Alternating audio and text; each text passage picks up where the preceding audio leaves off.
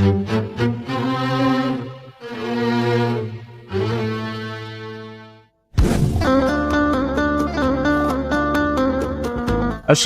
warahmatullahi wabarakatuh. Semoga semua kebaikan terlimpah kepada kita semua.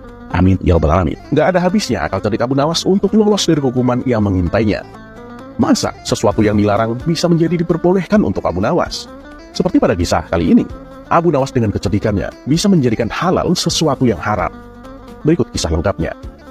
Sudah menjadi suatu kebiasaan saat menjelang masuknya bulan Ramadan, kota Baghdad menerapkan undang-undang yang hanya diberlakukan saat bulan puasa.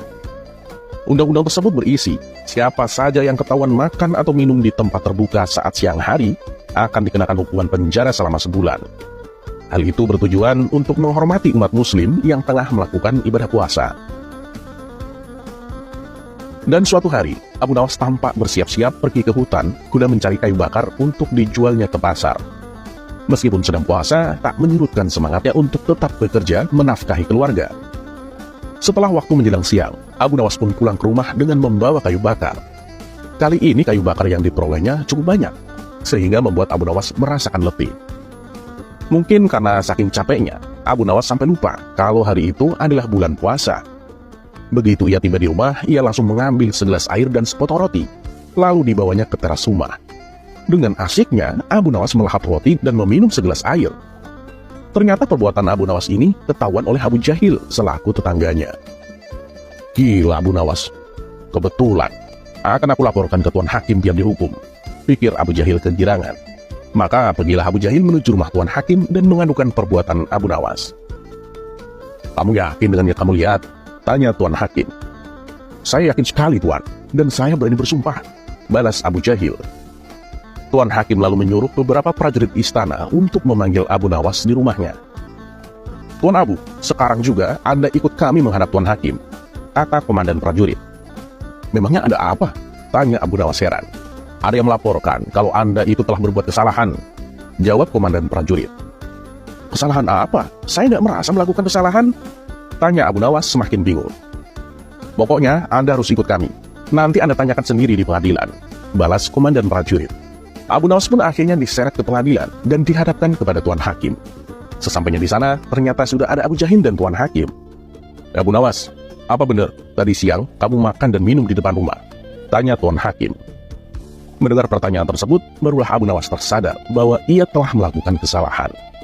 Oh iya, aku benar-benar lupa kalau ini bulan puasa, kata Abu Nawas dalam hati. Abu Nawas, ditanya kok malah bengong. Apa benar kamu melakukannya? Tanya Tuan Hakim kembali. Iya benar Tuan, tapi dari mana Tuan bisa tahu? Kata Abu Nawas balik bertanya. Abu Jahil yang melaporkanmu, dia melihatmu makan dan minum di depan rumah. Kamu kan tahu Abu Nawas, selama bulan puasa itu ada undang-undang yang melarang makan dan minum pada siang hari, apalagi di ruangan terbuka, tutur Tuan Hakim. Iya, saya tahu Tuan Hakim, balas Abu Nawas. Kamu seorang muslim kan? Kenapa kamu melanggar hukum agama dan hukum negara? Hukumanmu bisa menjadi 2 kali lipat Abu Nawas, ujar Tuan Hakim. Sudah hukum saja Abu Nawas Tuan Hakim. Paling-paling alasannya karena lupa, timpal Abu Jahil. Apa alasanmu Abu Nawas? Kalau alasannya karena lupa, saya tetap akan menghukummu. Karena alasan lupa itu bisa saja adalah suatu kebohongan, kata Tuan Hakim. Kurang ajar Abu Jahil. Ternyata dia masih saja mencari-cari kesalahanku, gerutu Abu Nawas. Tapi namanya saja Abu Nawas, dengan akal cerdiknya, ia dengan mudah bisa lepas dari hukuman yang akan menjeratnya. Begini Tuan Hakim, saya ini kan seorang musafir, makanya saya makan dan minum saat puasa. Bukankah seorang musafir diperbolehkan membatalkan puasa? Ujar Abu Nawas. Musafir? Kamu ini bukannya tinggal di sini sudah lama, dan aku tidak pernah melihatmu pergi kemanapun, kata Tuan Hakim. Ya coba lihat, saya ini masih hidup di dunia. Saya ini adalah seorang musafir yang sedang dalam perjalanan menuju akhirat Tuan Hakim, tutur Abu Nawas menjelaskan. Mendengar hal itu, Tuan Hakim hanya terdiam, begitu juga dengan Abu Jahil. Walhasil, Abu Nawas pun dibebaskan dari ancaman hukuman.